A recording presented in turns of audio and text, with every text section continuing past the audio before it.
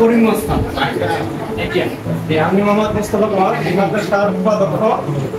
এই আমার এই গ্রামেই বাড়ি। আচ্ছা, আমি মোহাম্মদ ওয়াহিদুজ্জামান, আমি সহকারী শিক্ষক।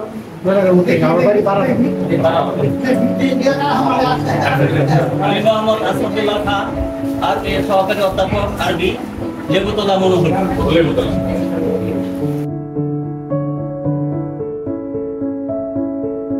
মাদ্রাসা উদ্দেশ্যে আল্লাহ যিনি এসেছেন আল্লাহ ওনাকে বিদায় দান করো।